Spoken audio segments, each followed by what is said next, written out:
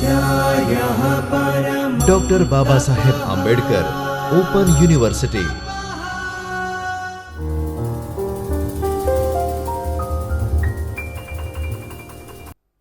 નમસ્કાર વિદ્યાર્થી મિત્રો, ડૉક્ટર બાબા સાહેબ આંબેડકર ઓપન યુનિવર્સિટીના ચૈતન્ય સ્ટુડિયોમાં આપનું હાર્દિક સ્વાગત છે. હું છું doctor Pravin Rathod, assistant professor અર્થશાસ્ત્ર વિભાગ, doctor Baba Saheb Ambedkar open university. મિત્રો, આજે આપણે બેચલર ઓફ આર્ટ્સ ઓનર્સ ઇકોનોમિક્સના વિદ્યાર્થીઓ, માસ્ટર ઓફ આર્ટ્સ ઇકોનોમિક્સના વિદ્યાર્થીઓ અને સર્ટિફિકેટ પ્રોગ્રામ ઇન ઇન્ડસ્ટ્રીયલ ઇકોનોમિક્સના વિદ્યાર્થીઓ માટે ઔદ્યોગિક અર્થશાસ્ત્ર ભાગ 1 ના યુનિટ 1 ઔદ્યોગિક અર્થશાસ્ત્રનો પરિચય લઈને આવ્યા છીએ. આજે આપણે જે ચર્ચા કરવા જઈ રહ્યા છીએ તે ઔદ્યોગિક અર્થશાસ્ત્રના એકમ 1નું પાર્ટ 3નો વિડીયો છે, જેની અંદર આપણે ઔદ્યોગિક અર્થશાસ્ત્રના મહત્વ અંગે ચર્ચા કરવાના છીએ. ઔદ્યોગિક અર્થશાસ્ત્રનું મહત્વ જોઈએ તો ઘણું બધું મહત્વ છે. આપણે તેને ખાસા એવા ક્ષેત્રોમાં જોઈ શકીએ છીએ, જેમ કે રાષ્ટ્રીય વિકાસ અને રોજગારીમાં તેનો ઘણો બધો ફાળો જોવા મળે છે. આ ખાસ કરીને માઇક્રો અર્થશાસ્ત્રનું વ્યવહારિક સ્વરૂપ હોવાથી આર્થિક વિકાસ અને નીતિ નિર્માણમાં પણ આકારો આપે છે અને તેમાં પણ તેનું મહત્ત્વ વધારે જરૂરી છે. શા માટે આપણે આ અર્થશાસ્ત્રનો આજે અભ્યાસ કરવો જોઈએ અને આ અભ્યાસ કરવાથી આપણામાં શું પરિવર્તન આવશે તે અંગે આજે આપણે ચર્ચા કરવાની છે. ખાસ કરીને જોઈએ તો દેશના વિકાસનો જે પાયો છે એ ઔદ્યોગિક અર્થશાસ્ત્રનું મહત્ત્વનું ક્ષેત્ર છે. ઔદ્યોગિક અર્થશાસ્ત્રનું મહત્ત્વ જ આનું કારણ છે, કારણ કે દેશના વિકાસનો મુખ્ય તે પાયો છે. દેશનો વિકાસ કઈ રીતે થયો છે, કઈ ગતિએ થઈ રહ્યો છે, કેવા પ્રકારના ઉદ્યોગો વિકસી રહ્યા છે, દેશ ખેતી પ્રધાન છે કે ઉદ્યોગ પ્રધાન છે તેની પણ આપણને ત્યાં ખ્યાલ આવે છે.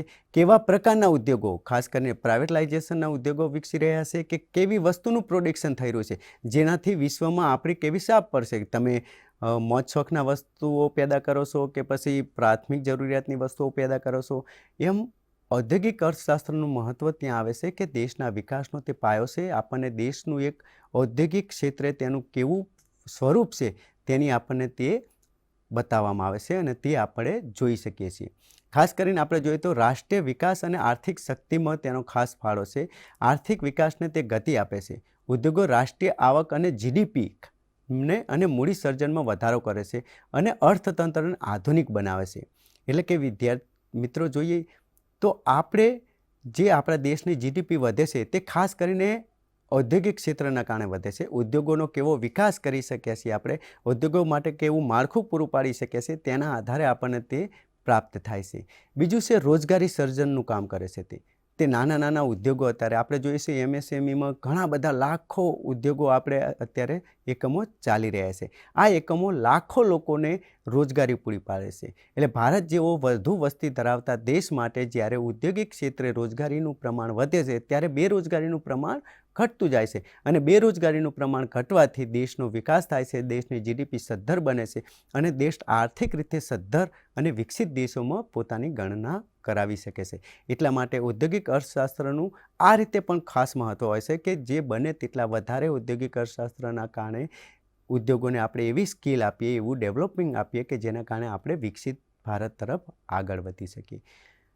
ત્રીજી વાત કરીએ તો આંતરરાષ્ટ્રીય સ્પર્ધાત્મકતા છે.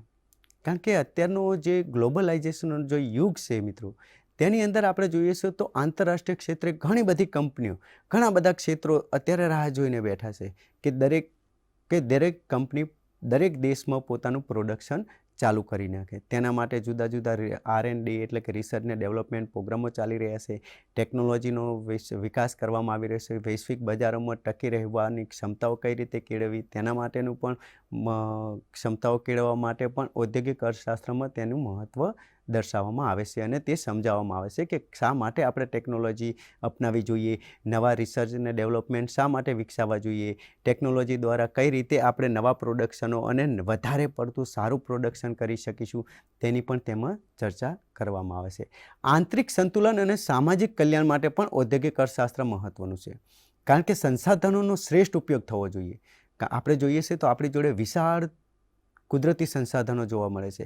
આ વિશાળ કુદરતી સંસાધનો હજુ પણ આપણે પૂરતો ઉપયોગ કરી શક્યા નથી. એટલે એનો શ્રેષ્ઠ ઉપયોગ, એનો વણ વપરાયેલી સાધન સંપત્તિ ના રહે તે પ્રકારનું ઉત્પાદન આપણે કરી શકીએ અને ન્યૂનતમ બગાડ, ઓછામાં ઓછો બગાડ થાય, કુદરતી સંસાધનોનો પણ અને સાથે સાથે પર્યાવરણનો પણ ઓછામાં ઓછો થાય અને મહત્તમ ઉત્પાદન થાય, તે માટે ગ્રાહકોને આપણે સસ્તી વસ્તુઓ પ્રોવાઈડ કરી શકીએ તેવી વ્યવસ્થા પણ ઔદ્યોગિક અર્થશાસ્ત્રનું મહત્ત્વ દર્શાવે છે. કારણ કે ઔદ્યોગિક અર્થશાસ્ત્ર આવા નિયમો આપે છે, આવા મોડલો વિકસાવે છે કે જેના કારણે આપણે સંસાધનોનો શ્રેષ્ઠ ઉપયોગ કરી શકીએ અને તેનું ઓછામાં ઓછો બગાડ થાય, ન્યૂનતમ બગાડ થાય, ઓછામાં ઓછા બગાડ સાથે મહત્તમ ઉત્પાદન અને બને ત્યાં સુધી વધારે સસ્તી અને ગુણવત્તાસભર વસ્તુઓ ગ્રાહકોને મળી રહે તે અંગેના જુદા જુદા મોડલો પણ આપણને ઔદ્યોગિક અર્થશાસ્ત્ર આપતું હોય છે. બીજી એક વાત કરીએ તો પ્રાદેશિક અસમાનતામાં ઘટાડો થાય છે. કારણ કે આપણે જોઈએ છીએ કે જુદા જુદા ક્ષેત્રોનો પ્રદેશવાર જોઈએ છીએ તો ગુજરાત ને મહારાષ્ટ્રની વાત કરીએ અથવા તો રાજસ્થાન અથવા તો બિહારની વાત કરીએ તો મહારાષ્ટ્ર અને બિહારનો જે પ્રમાણે વિકાસ થઈ રહ્યો છે અથવા મહારાષ્ટ્રને બિહાર અને ગુજરાતનો વિકાસ જે રીતે થઈ રહ્યો છે તે વિશે આપણે ચર્ચા કરીએ તો અસમતુલા ઘણી બધી છે, પ્રાદેશિક અસમતુલા ઘણી બધી છે. આ પ્રાદેશિક અસમતુલાને કઈ રીતે દૂર કરી શકાય અને કઈ રીતે બિહારને પણ ઉદ્યોગિક રાજ્ય બનાવી શકાય અને કયા એવા મોડલો આપવામાં આવે છે કે એવા પ્રોડક્શનો ઉત્પાદન કરવામાં આવે છે જેથી બીજા રાજ્યોનો પણ બીજા પ્રદેશોનો પણ વિકાસ થાય અને સમતુલામાં ઘટાડો થાય. પછાત વિસ્તારોમાં ઔદ્યોગિક સ્થાપી અને તેનું સંતુલન અને વિકાસ કરવાના જુદા જુદા મોડલો પણ ઔદ્યોગિક અર્થશાસ્ત્ર આપે છે. એટલે આ રીતે વિસ્તારોનું જે છે પ્રાદેશિક અસમાનતામાં ઘટાડો કરવા માટે પણ ઔદ્યોગિક અર્થશાસ્ત્ર આપણને મહત્ત્વનું સાબિત થાય છે. ગ્રાહકોનું પણ અહીં હિતરક્ષણ કરવામાં આવે છે અને ગ્રાહકોને હિતરક્ષણ થાય છે. ઔદ્યોગિક અર્થશાસ્ત્ર આપણને ઇજારાશાહી અટકાવીને બજારમાં સ્પર્ધા જાળવી રાખવાના મોડલો આપે છે જેના કારણે ગ્રાહકોનું શોષણ ઘટે છે અને ગ્રાહકોને ઘણા બધા વિકલ્પો મળે છે. જુદા જુદા ક્ષેત્રોમાં ગ્રાહકોને જોઈએ તો અસંખ્ય વિકલ્પો દ્વારા ગ્રાહકો એક નહીં તો બીજું નહીં તો ત્રીજું એવા અનેક વિકલ્પો પ્રાપ્ત થાય છે જેના કારણે ગ્રાહકોને બજારમાં સ્પર્ધા ટકી રહેવા માટે સારી વસ્તુ મળે છે, ગુણવત્તાસભર વસ્તુ મળે છે અને સસ્તી વસ્તુ મળે છે. એના આધારે જે ઇજારાશાહીમાં ગ્રાહકોનું શોષણ થતું હોય છે આ શોષણને અટકાવવા માટે ઔદ્યોગિક અર્થશાસ્ત્ર દ્વારા ઉદ્યોગોના એવા મોડલો વિકસાવવામાં આવે છે કે જેથી ઓછું શોષણ અથવા તો શોષણ ના થાય અને ગ્રાહકોને સારા એવા પ્રમાણમાં વસ્તુ સસ્તી અને સારી મળી રહે. આમ ઓલ ઓવર આપણે જોવા જઈશું તો દેશના વિકાસનો પાયો ઔદ્યોગિક અર્થશાસ્ત્ર છે અને તેના કારણે આંતરરાષ્ટ્રીય વિકાસ બી થાય છે, દેશનો પણ વિકાસ થાય છે અને આંતરરાષ્ટ્રીય કક્ષાએ આપણે આપણા દેશની એક વિકસિત રાષ્ટ્ર તરીકેની વિભાવના પણ ઊભી કરી શકીએ છીએ. આર્થિક વિકાસ અને વૃદ્ધિમાં જો ઔદ્યોગિક અર્થશાસ્ત્રનું મહત્ત્વ સમજાઈએ તો આજે 75% જેટલી નિકાસોમાં તેનો મહત્ત્વનો ફાળો છે ઔદ્યોગિક ક્ષેત્રનો અને ઔદ્યોગિક ક્ષેત્રમાં જે સમગ્ર અર્થતંત્ર પર તેનો આધાર ટકેલો હોય છે. કારણ કે ઔદ્યોગિક ક્ષેત્ર જો આપણું મંદીમાં ચાલતું હશે તો આખા દેશની જીડીપી અથવા આખો દેશ મંદી તરફ ધકેલાઈ જશે. કારણ કે મોટાભાગની રોજગારી, મોટાભાગનું પ્રોડક્શન, તમામ વસ્તુઓ જે જોઈએ છીએ તે ઔદ્યોગિક ક્ષેત્રમાંથી આવતી હોય છે. એટલે ઔદ્યોગિક ક્ષેત્રની પ્રગતિ એ દેશની પ્રગતિ છે. આમ સમગ્ર અર્થતંત્રને તે અસર કરે છે. ઉદ્યોગો માત્ર ચીજવસ્તુઓનું જ ઉત્પાદન નથી કરતા પરંતુ આપણા દેશ અથવા રાષ્ટ્રની આવક એટલે કે જીડીપીમાં મોટો ફાળો આપે છે અને તે વધુ વળતરદાયી હોય છે પ્રવૃત્તિઓ હોય છે. તે વધુ વળતરદાયી પ્રવૃત્તિઓ હોવાથી દેશની આર્થિક કાયાપલટની સમીક્ષા ઊભા થાય છે. દેશ એકદમ બદલાઈ જાય છે. જેમ કે આપણે વાત કરીએ છીએ, આપણા દેશની વાત કરીએ તો 1991 પહેલાં જે આપણે સમાજવાદી મિશ્ર અર્થતંત્રની પદ્ધતિના કારણે આપણા દેશમાં જે ઉદ્યોગો હતા તે મર્યાદિત ઉદ્યોગો હતા. આ મર્યાદિત ઉદ્યોગો માટે આપણે દ્વાર ખોલ્યા અને એલપીજી અપનાવ્યું જેના કારણે ઘણા બધા ઉદ્યોગો આવ્યા. તેથી આપણા દેશની કાયાપલટ થઈ ગઈ. 1991 પછી આપણે દરેક ક્ષેત્રમાં જોતા હોય છીએ.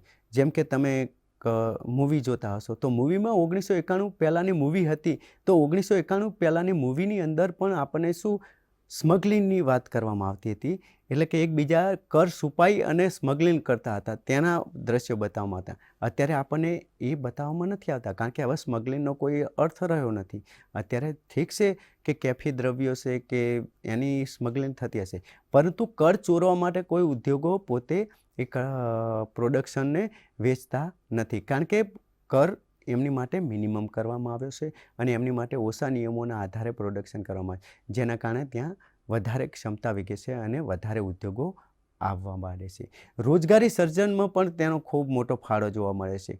આજ ખાસ કરીને જોઈએ છે તો આપણે 50% જેટલી 40-45% જેટલી રોજગારી જે છે એ ઔદ્યોગિક ક્ષેત્રથી પ્રાપ્ત થાય છે, જેના કારણે આપણે બેરોજગારીનું પ્રમાણને હળવું કરી શકીએ છીએ. આજે ઔદ્યોગિક ક્ષેત્રમાં જે પણ રોકાય છે, જેમ કે ખેતી ક્ષેત્રમાં જે શ્રમ રોકાતો હોય છે તેમાંથી ઘણા મોટા ભાગનો અથવા તો મોટો શ્રમ એવો પણ જોવા મળે છે કે જેની સીમાંત કાર્યક્ષમતા અથવા ઉત્પાદન શક્તિ શૂન્ય હોય છે, જ્યારે ઔદ્યોગિક ક્ષેત્રે એવું બનતું નથી. દરેક શ્રમિકની અથવા તો દરેક રોજગાર મેળવતા કર્મચારીની ઉત્પાદન ક્ષમતા હોય છે અને તે ઉત્પાદન કરતો હોય છે. તેના કારણે કોઈ બિનજરૂરી હોતું નથી. ખાસ કરીને આપણે વાત કરીએ તો કૃષિ ક્ષેત્ર અને સેવા ક્ષેત્ર સાથે જોડાણ કઈ રીતે થાય છે. ઔદ્યોગિક અર્થશાસ્ત્ર છે જે કૃષિ ક્ષેત્રને કઈ રીતે મહત્વનું સાબિત થાય છે અને સેવા ક્ષેત્રને કઈ રીતે મહત્વનું થાય છે. ખાસ કરીને આપણે જોઈશું કૃષિ ક્ષેત્રમાં આપણે ટ્રેક્ટર, રાસાયણિક ખાતરો, જંતુનાશક દવાઓ જેવા ઔદ્યોગિક એકમો દ્વારા આપણે કૃષિ ઉત્પાદનમાં સતત વધારો કરતા આવ્યા છીએ. આપણે હરિયાળી ક્રાંતિ પણ જે કરી છે, 1971થી હરિયાળી ક્રાંતિ કરી છે, જે 1971માં શરૂઆત થઈ હતી, પરંતુ 91 પછી તેમાં બહુ મોટો ફેલાવો આવ્યો. કારણ કે આપણે 1991 પછી આપણે જે ઔદ્યોગિક નીતિઓ અપનાવી છે તેના કારણે ઘણા બધા ક્ષેત્રોમાં આપણે ઘણા બધા પ્રોડક્શન કરવા માંડીએ છીએ. પહેલાં આપણે જોઈતા હતા તો ટ્રેક્ટર નોંધાયા પછી 1 વર્ષે આપણને મળતું હતું. અત્યારે આપણે જે દિવસે જઈએ તે જ દિવસે આપણને ટ્રેક્ટરો પણ પ્રોવાઈડ કરવામાં આવશે. આપણી જોડે રાસાયણિક ખાતરોના અલગ કારખાનાઓ ઊભા થાય છે, જંતુનાશક દવાઓના પણ આપણે ઘણા બધા ક્ષેત્રોમાં પ્રોડક્શન કરવાનું ચાલુ કરી દઈશું. આમ કૃષિ ક્ષેત્રમાં જુદા જુદા બિયારણો, નવા બિયારણો તેમજ નવા સંશોધન કરનારી કંપનીઓ પણ આવી રહી છે અને જુદા જુદા સંશોધન કરી અને કૃષિ ક્ષેત્રને હાઈ લેવલ એટલે કે વર્લ્ડ ક્લાસ જે વિશ્વમાં ચાલી શકે તેવું પ્રોડક્શન અને સારું પ્રોડક્શન કરવા માટેના ઘણા બધા ઉપાયો અને ઘણા બધા કંપનીઓ દ્વારા આપણને પાડવામાં આવે છે. તે જ રીતે સેવા ક્ષેત્રમાં પણ વધારો કરવામાં આવે છે. સેવા ક્ષેત્રમાં પણ ઉદ્યોગો દ્વારા વધારો થાય, જેમ કે વેપાર, વાણિજ્ય, વાહન વ્યવહાર અને સંદેશા વ્યવહારની જે સેવાઓ છે એ મૂળભૂત આધાર ઉદ્યોગોના વિકાસ છે અને બેન્કિંગ સેવાઓમાં ક્ષેત્રમાં પણ છે. ઉદ્યોગોને કારણે વિકસિત થઈ રહી છે. આ જે વિકાસ થઈ રહ્યો છે, આ વિકાસ ઔદ્યોગિક અર્થશાસ્ત્રના જે મોડલો છે તેના કારણે થઈ રહ્યો છે અને તેનાથી પણ વધારે ક્ષમતા વિકસાવવામાં આવી રહી છે અને તેને આપણે જોઈ શકીએ છીએ. એમ જ કૃષિ ક્ષેત્ર અને સેવા ક્ષેત્રોમાં પણ ઔદ્યોગિક અર્થશાસ્ત્ર એટલું જ મહત્ત્વનું છે, કારણ કે તેના દ્વારા જ આ બંનેના પાયામાં ટકી રહ્યા છે અથવા તો તેઓ વિકાસ કરી રહ્યા છે. બીજી વાત કરીએ તો સંચાલકીય માર્ગદર્શન પણ ઔદ્યોગિક અર્થશાસ્ત્ર પૂરું પાડે છે. જેમ કે ઔદ્યોગિક અર્થશાસ્ત્રના અભ્યાસથી ઉદ્યોગ સાહસિકો અને મૂડીરોકાણોની કિંમત અને નિર્ધારણ, ઉત્પાદનની વ્યૂહરચના ગોઠવવામાં આવે છે અને માર્ગદર્શન પૂરું પાડવામાં આવે છે. કઈ રીતે પ્રોડક્શન કરવું, કેટલા પ્રમાણમાં પ્રોડક્શન કરવું, ક્યાં પ્રોડક્શન કરવું વગેરેનું માર્ગદર્શન ઔદ્યોગિક અર્થશાસ્ત્ર આપણને પહેલેથી જ આપી દે છે, જેના કારણે આપણે સરળતાથી તેમાં પ્રોડક્શન અથવા તો નવા ઉદ્યોગોને સ્થાપી શકીએ છીએ અને ઉદ્યોગો સ્થાપવા માટેની નિયમો, નીતિઓ વગેરેનું ઘડતર પણ કરી શકીએ છીએ.